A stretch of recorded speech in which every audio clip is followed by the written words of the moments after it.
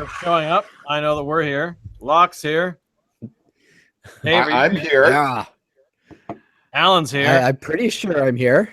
I know that I'm. Wait a minute. I don't look as cool as Alan. I am not guaranteed. You got to look There we cool. go. We're all here. Every one of us. Every single person. Thank you all for coming. We have got Locke here, of course, who's in town for a short period of time. So we're lucky to have him like twice in a row. Because if you watched last week's show, he arrived like partway through. But since he's here, he picked the beer. Locke, tell him all about it. All right, so this is Fresh Squeezed by Deschutes.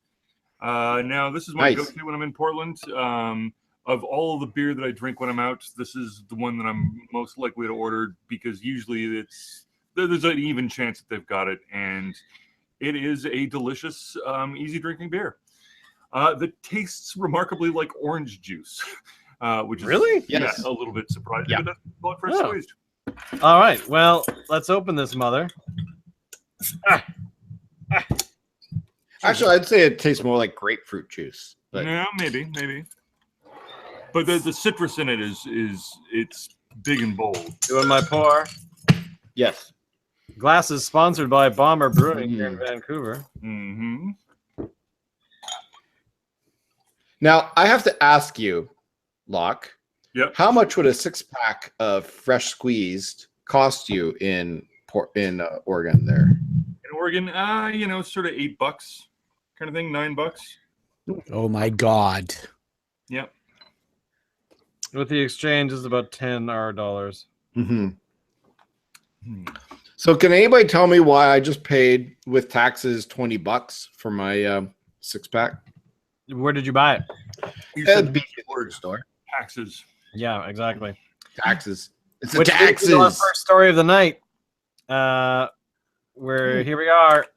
Hey, we got to talk about the beer first.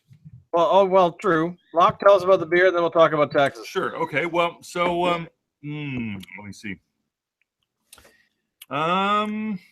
Deschutes are easily the classiest act in Portland in terms of breweries. They've been brewing since '84. The place itself is really like an attractive room with lots of carved wood. It's they were so Oregon pioneers are a big deal. That's a big piece of the culture there. And what can I say? Deschutes are beer pioneers. They were some of the most influential craft brewers in one of the world's most influential craft brewing scenes. Let me see. How much where did you buy the beer, Alan? How about a BC liquor store? It was this beer was actually on sale like $1 off for like 16 something. Yes, but when you add the taxes, it gets to be about $20. What did you pay? I paid something like 16. Is there more tax in I don't know. I would need to take a look at it again. I don't know. There's taxes here. I assume there's taxes there. Anyway, we don't have taxes here because that's important to us. Not to. We revolt. The IBU rating. So, this is a story out of Money Magazine. Just a second. Oh, hey, we haven't said what we think about this. I'm still deciding. You're still deciding? So the IBU rating on this is 60. You just took Dave's only job, man. One job, Sorry, Dave. I stepped on your toes. You had one job. That's all right. I've had this before. Deschutes has been to. Is it Deschutes or Deschutes? I think people say Deschutes. Maybe that's okay. An accent, I don't know, but I think most people saying Deschutes. So Deschutes has been to the beer fest before, and I tried the Fresh Squeeze there, and really liked it. In fact, it was like one of the most popular beers at Beer Fest that particular year. They haven't been to Beer Fest since, unfortunately. Hopefully that changes sometime in the near future. But it was a very good beer, and I enjoy it. And I've wanted to do this beer on our Venerable program for a while now. But I always balked at paying the $20 for a 6-pack. But I'm glad we're doing it today because this is a real treat to have this. Dave, I'm interested to hear what Dave thinks because Dave doesn't like IPAs. Mm-hmm. No, and I will fully admit I wasn't buying this, cha la la la la, dancing through the daisies in anticipation. It was more like, oh, okay, so hopefully it'll be all right. I'm actually quite enjoying this thing. Yeah, surprisingly. Faith has been enjoying it as well. She's been. It hits a little bitter for me, but that you get used to that really quickly. Like a couple of 3 swigs, and that bitterness kind of mellows out on you. Yeah, and I just like the flavor. I think it's really tasty. Mm-hmm. Are you getting orange juice at all? Orange peel, grapefruit juice, anything like that? Yeah, I think I would say leaning more towards the grapefruit end of things. Yeah. Okay. Yeah, less the orange, but I can see the orange as part of the mix. I find a lot of beers are more towards sort of the grapefruit end for me, but I mean, it's not like I have a beer palate, if you know what I mean. It's still in training. For a style that you're not typically all that fond of, the fact that you enjoy this is very pleasing news to me. Because I think this is a delicious beer. I like. Yeah, I do not mind this at all. Out on the Deschutes website for this particular selection, they have recipes in which you can use squeezed in to help make food, like citrus beer cupcakes, Thai wings of fire, and a house vinaigrette dressing. It lists off the awards that this particular beer has received. In 2015, it won silver at the North America Beer Awards and bronze at the International Brewing Awards. And in 2014, it won a bronze at Australian International Beer Awards and a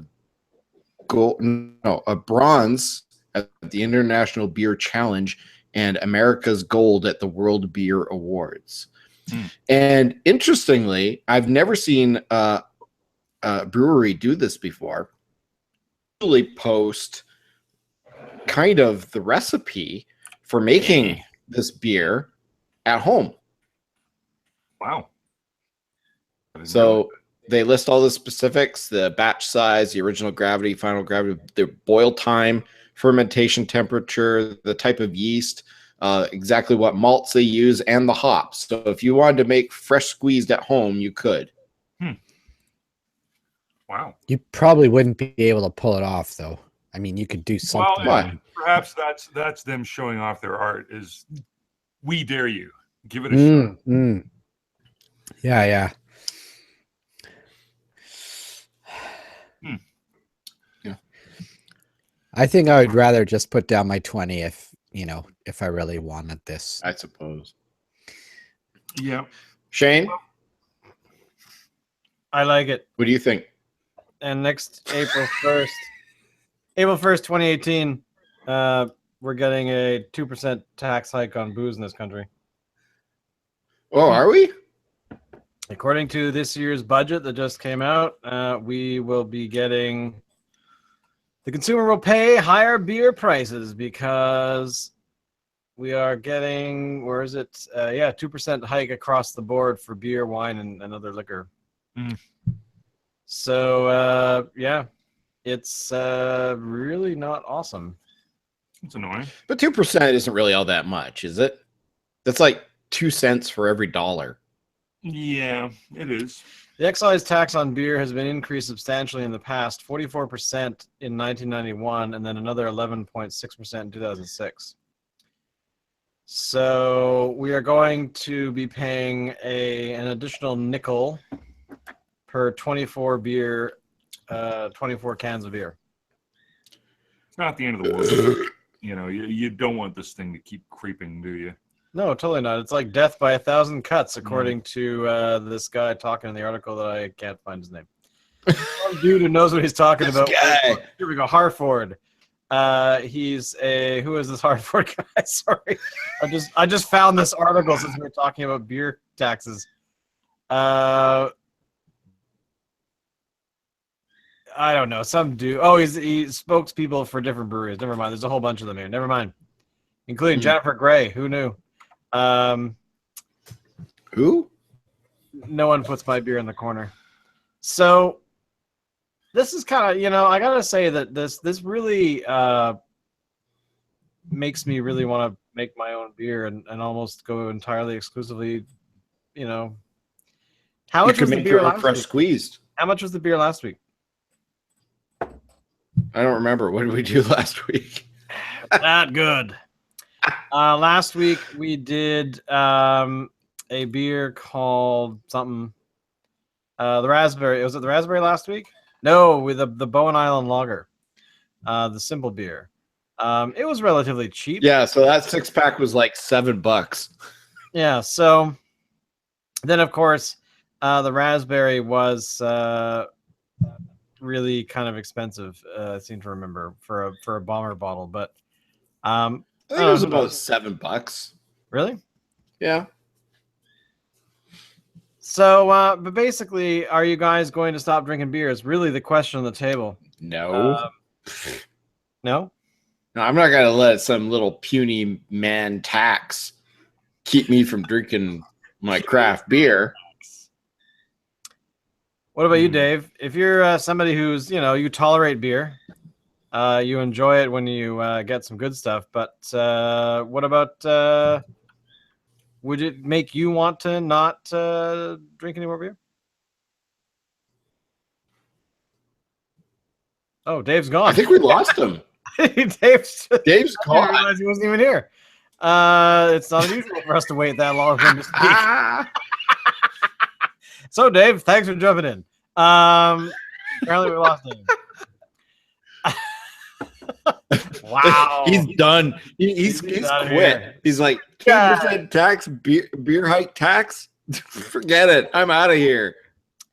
Now a very similar tax, of course, hit with people that smoke, and I could really care less about that. But it's basically everyone who has some sort of sin. It looks like cigarettes are getting hit even worse. So, yeah, probably by another like 4% or something. Good for but them. Again, it's not a whole lot. I suppose they haven't really upped them all that often. But this actually leaps me into us having to have a moment of silence for a semi-truck that spilled its entire beer load in Arizona earlier today. Oh, that sucks. What was it? It didn't say what kind of beer, but they lost the entire shipment. So let's just take a moment. Homer Simpson running around in it? I would not doubt it, to be honest. But so that happened today. Whoa. I'm kind of waiting for Dave to come back, but let's keep going talking about taxes, because taxes in the States are a bit different. And if you want to get the cheapest beer in the United States of America, the tax is only 2 cents per can in Wyoming. So we should all move to Wyoming. I gather it's quite beautiful there. Kind of like southern Alberta-ish kind of. Could be, yeah. So, but of course, Wyoming. Like, what's Wyoming known for? Not much that I'm aware of. Desert / prairie / and some mountains, I think. Yeah, it's right up next to Utah, so there could be skiing there. Yep. Utah, Colorado, Wyoming, they all share like borders. So I would be suspicious that there might be good skiing. I also the only thing I really know about Wyoming is the television show Longmire, which takes place there, and it's like Sherlock Holmes if he were a cowboy sheriff. So he also Lou Diamond Phillips, I think, is in that show, and Starbuck from Battlestar Galactica, the female Starbuck. Oh, that right. Okay. They had like 4 seasons or something. One of those shows did a few seasons on cable and then did a season on Netflix. Yeah. And it was quite good. But essentially, they have the lowest beer tax, which is kind of cool. Enough about taxes, man. Let's talk about beer places that are really getting behind the craft beer movement. Calgary Stampede. And of course, this is Locke's expertise here. Apparently, the Calgary Stampede only really served, what is it? Bud Light, and that's it. Yeah. So I was talking to Dave earlier and try to explain what the beer situation is at the Calgary Stampede. And ultimately, you got to remember that the rest of the year, we're talking about a horse racing track. And horse racing people in Calgary, what they drink is some sort of light beer, doesn't matter, with tomato juice. It's called a red eye. I've often theorized that the tomato juice has vitamin C in it, and ultimately this makes it up sort of the balance in their diet or whatever. But but basically they show up in the morning and they play the ponies all day and drink red eyes. So when it comes time for Stampede, what do they have around? They got Bud Light. That's about it. Now that said, I mean, it's not like the rest of Calgary isn't all drinking. Probably Big Rock is what they would be drinking. But or for that matter, Wild Rose, or they might be drinking. I mean, they might be drinking any number of drinks, but Big Rock and Wild Rose would be obvious main contenders. And then you'll have the Ship and Anchor has extensive taps, and so people will be ordering all kinds of beer off the actual Stampede grounds. But on the actual Stampede grounds, remember that we're essentially talking about a racetrack. Well, and now explain this to me, because this is in the right in the middle of the article here. The craft beer they're going to be bringing to the Stampede is only going to be sold at something called the Big Four Station. What is that? Okay, yeah, the Big Four is sort of so this. I think the Big I can't remember when it was built, but the Big Four I think is sort of it's the intermediate hall for I think if memory serves, back in the 90s, you might have Metallica playing the Saddle Dome and you'd have Megadeth playing the Big Four kind of thing, Oh, so it's like a venue of some sort. Okay. Apparently they've been excluded for a long time because Labatt signed an agreement with them to basically serve all the Budweiser stuff. So they would have or all the beer selections. So they would have Budweiser, Corona, basically anything by InBev. Yeah. But I guess that's now a done deal. They're not doing that anymore. So, hey, I kind of like that because, you have to have beer. I mean, sure, the other stuff is beer, but is it my favorite? No, definitely not. Hey, time to cowboy up. So speaking of InBev, have you seen this, Alan? InBev. I don't know what has purchased part of the website ratebeer.com, and a bunch of breweries are asking to be removed from the website. Specifically, the first one to go was Dogfish. Dogfish Head, sorry, but they there's a couple of other articles that I haven't put in the links, but there's a whole bunch of people that are saying that they just don't want their beers related to a website that is partially owned by InBev because of InBev owning everything. You got to question whether that's going to be. I mean, is there a bias there? Oh, gee, I don't know. Like InBev are one of the largest beer companies on the planet. Well, probably one of the largest beverage companies on the planet. Do they have a stake in pushing their own stuff? Yeah, probably. Well, it says it's a minority investment. No. But the big thing they is would only invest in it if there was some sort of a tactical advantage for them, right? They're not going to do it just for the sake of doing it. Yeah, they've also bought a whole bunch of other breweries lately, according to this article. Devil's Backbone, Wicked Weed, and Golden Road, which I've never heard of. And they've also this is not the only beer review website that they've actually put money into. I don't know. On one level, I'm okay with it because, sure, if they're going to do it, why not? I mean, it makes sense to invest in people covering, products.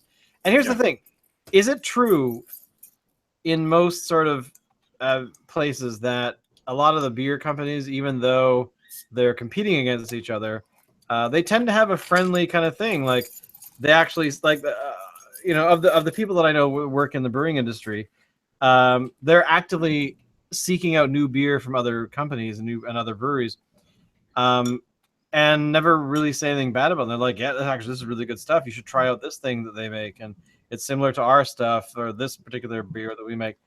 But they're actively saying, don't stick with one beer. Make sure your palate is traveling because you really need to experience other beer. So, is that true? Do you find that at all? Of anyone you've talked to who works in the industry? I'm checking to see if Alan's even still here. Yeah, I'm here.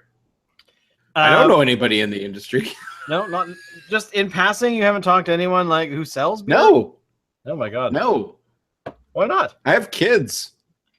I don't have a social life. This is my social life. Get off my back, woman. On ratebeer.com today, they announced today we're announcing that ZX Ventures has purchased a minority investment in Rate Beer. The focus of the agreement is on maintaining Rate Beer's value as an unbiased beer authority, retaining our operational independence, informing a whole new group of global consumers to keep them excited about beer. Now, to me, that sounds like potentially the idea is that InBev wants a lot more reviews of their own beer, because they are like a multinational sort of platform, or beer maker. So I don't know. I think it's okay. I'm not. I think it's a little weird. There's a difference between buying exposure and buying results. True. Like this sounds like a legal question that I've been pondering for a little while. The way different people treat gratuities in different legal environments, right? In Australia, they have this concept of the expediation fee. It's not a bribe. You're not asking them to change the result. You're just asking them to do it faster. Okay. Right? So maybe it's like that. It's like, we're not asking you to review, to say positive things about our beer. What we conceive that we're paying for is that we just want you to pay attention. Talk about us once in a while. And, it's closer to an expediation fee, you might think. And, I could see an argument for it. If I were Dogfish Head, would I still be suspicious? Hell yeah. Yeah. And the other article actually has a list of about 10 other breweries that have requested their beers be removed. Well, but now, see, here's the other clever thing though. Dogfish Head were ahead of the curve because they got press on the fact that they pulled out. Yeah.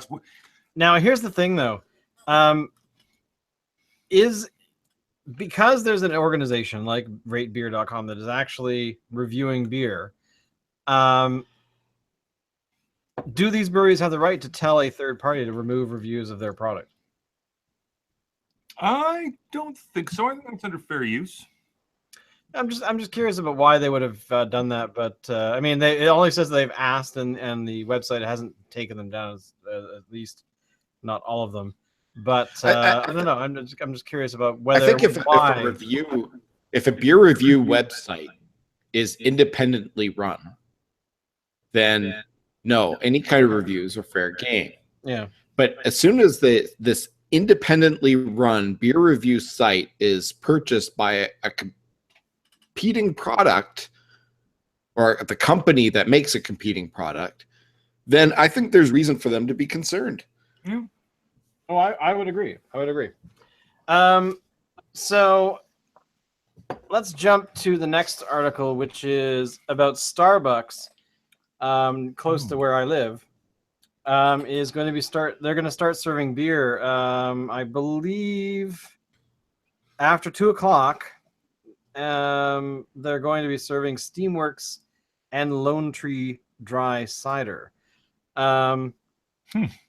It's the it's a Starbucks location that's been renovating for the last little while, and so it's essentially a brand new location. Is this going to be something that you? I wonder how much it's going to cost. Yeah, it doesn't actually say, but I suspect it'll be more because Starbucks charges a lot of money for their product already. So I don't know. Is Starbucks a place where you would go for a beer? No. So here's something I don't know. I guess it depends. Here's something going on in the Starbucks in Portland. They've started serving nitro cold brew coffee. So it's cold brew coffee served with a nitro injection like you would with Guinness or a nitro beer, right? So you get this sort of foamy head on your cold brew coffee. Non-alcoholic, but it's not surprising me as much as all that they're going in this direction. It seems to me like there's multiple angles at which they're approaching that market. Now, I will point out that Starbucks in the States has introduced beer sales a couple of years ago. And in fact, we talked about it maybe about a year ago that they did in Toronto a year ago, something like that. So it was only a matter of time before it came to Vancouver and possibly beyond. So, well, oddly enough, I haven't seen one in Portland. Yeah, I expect it'll come to pass in Victoria at some point too. Here, but what I want to know is, are they doing that in Seattle? Because that's where they're from, right? I would think so. So would I, but I just don't know. I don't know that I've actually been into an American Starbucks and actually seen this. I want to welcome Dave back to the show. Oh, Dave back. Nice. I came back. Asked you a question like 10 minutes ago, and then there was this just silence, and then we realized you weren't even there. So yeah. Yeah, sorry, computer crash. Gotta love those Mac products. What question were we asking him? What he thought of the beer this week. I was like, yeah, so Dave. We already asked him that. That was we already went through Locke that. asked him the first question, and I just followed up, and then Dave said nothing. Yeah. So Dave, your review of the beer really quick. Thumbs up. Bonus. It's okay. It's good. Let's jump to a more serious matter. There's an article here from the what are they called? Not the BBC, the CTV. There's a photograph that was tweeted out during the attack in the UK a couple days ago, or on Saturday, where people are running down the street, but there's one man who apparently was only walking because he was holding his beer. Some people claim that is not unusual because beer is so expensive in the UK. I don't know why it's expensive. Locke? I don't know that it's all that expensive. Apparently, well, maybe it's only London. I can afford to drink it. But yeah, so there's footage of this guy just kind of sauntering down the street while other people are running for their lives. But he's holding his pint. So, but now he's apparently sort of being thought of as an unlikely hero for the face of the attack. That it's horrible, it's a terrible situation, but really you just got to drink your beer. Keep calm. Kind of reminds me of that guy. Did you guys see the picture in the paper this week of or last week of the guy in Calgary who was mowing his lawn while there's a tornado going on behind him? Yeah. Yeah, the lawn needed to be done. I was keeping an eye on it, he says. I don't know what it was, like category 3 or whatever. Lawn, but the twister going. I mean, more power to the guy for pulling that off. Yeah. Faith, what do you think of the beer? My dog is very clingy today because the peanut gallery is not here to entertain her. So I would like to bring up something. Right. Yeah, but so I saw a post recently, or actually today, that Mount Begbie Brewing has won a very prestigious award at the Canadian Brewing Awards. BC breweries won just under a third of all the awards, and the big award went to Mount Begbie Brewing Company, which I thought was kind of cool. We've done them on the show before, and we've liked everything that they've done. And I just thought I'd point that out. Congratulations to Mount Begbie Brewing. I gotta say, I fully support this brewery. I didn't realize they were 21 years old. I thought they were maybe like 10 years old, but Yeah, I've hated nothing they've made. I mean, they are, amazing. Yeah. and I love the picture that they posted of the guy. I don't know who he is, but he's holding the trophy. He's got this like long, like headbanger hair, and he's got his tongue sticking out. Well, he's a scientist. Back off, man. He's a scientist. Yeah. Nuclear physics. Who knew? But honestly, if I could brew beer or be a scientist, I'd probably brew beer. Yeah. Same. I mean, it's like what's his face, the guitarist for Queen. When Queen sort of, once the lead singer had passed away, they were kind of just trying to figure out what to do, and he went back to school and finished his PhD, which I gather he had left when Queen became a popular band. Cool. So, I didn't actually know this was a thing in Victoria. I knew it happened here in Vancouver, but the annual naked bike ride on June 17th. Alan, you want to tell us something that you sent this article? Well, no, I saw the article and I thought maybe it might be a fun thing to kind of talk about for a little bit. So, the annual naked bike ride. Do you know? Basically, it is exactly what it looks like. Is it possible to? Do you think people would be suspicious if I went and asked to rent a bicycle on the 17th? Or on the yeah. I don't think so.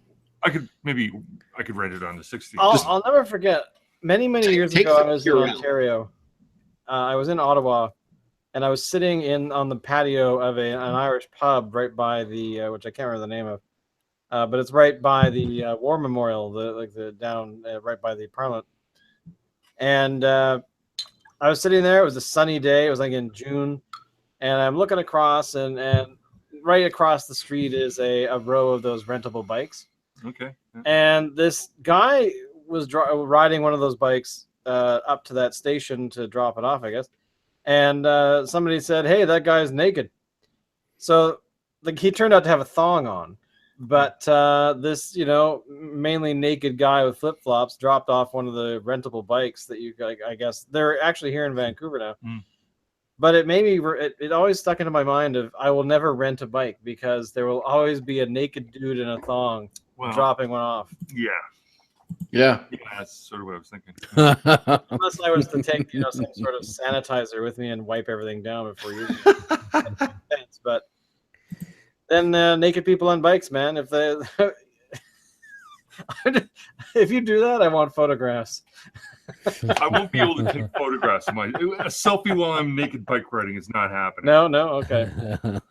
I just thought you're so tall that you could probably just tuck your phone under your nuts or something, because now that would hurt your junk. I mean, I know. I couldn't ride naked. I don't know. So how many of you guys are from Vancouver Island?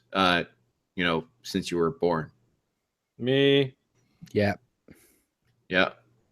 Not Locke, though? Not me, no. I'm Winnipeg. How many times did you guys go to eat at Mr. Mike's? Do you guys remember Mr. Mike's? Oh, God. I love Mr. Mike. Hold on. All the more appropriate that I brought up my part of the story because you know who founded Mr. Mike's? What? Actually, Mike Duffy? No. This is bad. I think his last name is Bolton, but not the singer, not Mike Bolton, the singer, but the Bolton family. They were from Birtle. I used to hang out with Allison Bolton. She was my age. We used to ride ponies together as little kids out in Birtle. But her uncle was Mr. Mike. He was the guy that started that franchise. Really? Yeah.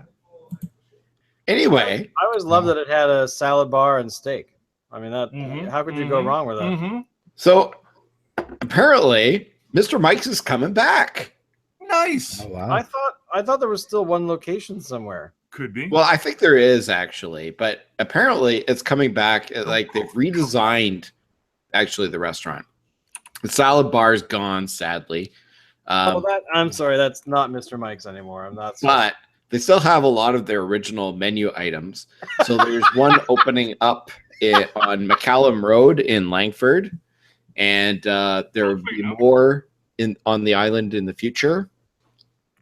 And they've upgraded the menu with to allow dietary restrictions and allergies and. Yeah. By the way, I just all want that to kind point of out really quickly that I did a search for Mr. Mike's to check out their website, and in my sidebar for the search is Mike Vardy, who's been on the show.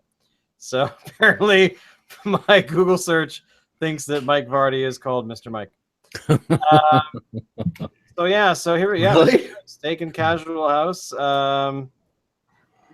It is. I'm finding a location. There are none around here. Yeah. But There's one in Duncan.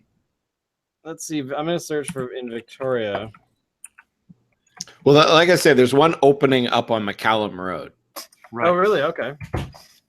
Oh, the peanut gallery has arrived. I have two things for you, Allie. A very clingy dog and beer. Yay! A few all locations. Here we go. So they apparently have 0 locations. No, they've actually got Calgary, or Alberta, Chilliwack, Alberta, Coquitlam, beers, Extra beer. sweet, and Duncan and West Edmonton Mall and Estevan. Oh, there's one in Estevan in Saskatchewan. Who knew? Huh. Fort St. John, Grand Prairie. So it's that's kind of cool. So it's actually survived. Hold on, we got Kamloops. It survived and making a big comeback. Yeah, So that's kind of cool. There's a whole bunch in things. nice. So yeah, I'm kind of happy that one will return to Victoria. That's kind of nice. Yeah, it's cool. But they are definitely far away from here. So unfortunately, unless we want to take an overnight trip to Chilliwack. An overnight trip. It's like half an hour down the road. Yeah. But it's too bad, Dave. There's nothing on the island for you, so you're gonna have to starve to death. Oh, she's cheating. She's not naked. You don't have to be 100% naked for the naked bike ride. Oh, Yeah, I saw that too. I saw there was some chick wearing a mini dress, like a mini skirt thing, and I think that dude and she there had a he beard. looks like Ozzy Osbourne's uncle. I don't know. That or a Sasquatch. Yeah, You know, I have a feeling the naked bike ride thing is just a huge sausage party, and maybe not all that huge. well, Well, yeah, it could be. I don't know. I think the one in Portland's well attended. did you go to Yeah, that? but by No, like I was 60-year-old men trying to meet women. You know, I don't quite know, honestly, maybe. we were talking about yesterday. when are speaking of- men not trying to meet women? And that's my point exactly. Well, it's true, but I mean, you know, if you go to a nude beach, it's all like, you know, like middle-aged men. It's a sausage You've been party. going to the wrong nude beaches. Huh? I don't go to any nude beaches, but You've I'm been just going to the saying. The ones that I go to aren't like that. Oh, okay. You go to nude beaches? When I can. Really? He's a single man. What do you do? All right. You go to nude beaches. Yeah. All right. Oh, get off your side. I I'm mean, trying to say that. he's a- say that there are people who show up to things besides single people. Some people just. oh, like sorry. to be naked. Let me rephrase. He's a man of leisure. Yes. He knows where to go. Yeah. Oh god, those are all the articles, man. We've actually been through all of them. I think my favorite of the week is the Mount Begbie one with scientist metalhead, Yeah. Dr. What's his name here? Dr. Bart Larson. He's the beer man of the week. Bart Larson. We love you, Bart Larson. We should tweet him about this episode. There is definitely a lot of beer news this week, but Dave, you missed the moment of silence for the ear semi trailer that flipped over in Arizona. Oh, today. I think I had my own moment of silence there with you guys. I was there. True. You Yeah, no, he was pretty silent. his Mac crashed, so there you go. I have a couple of things I would add. Fire away. To this episode. So rare that I get to do these anymore because law school surprisingly does involve a lot of work. But I'm here. No way. So why don't I say a couple of things about not about breweries in Portland, but about places to order beer in Portland. Let me make a little shout out to Apex. They're like a sort of a beer garden. They've got a lot of picnic tables out front, a lot of umbrellas, but there's also a sort of a bar. You know, that's sort of they've got big garage doors that open up in the summers, but colder times you just you go inside.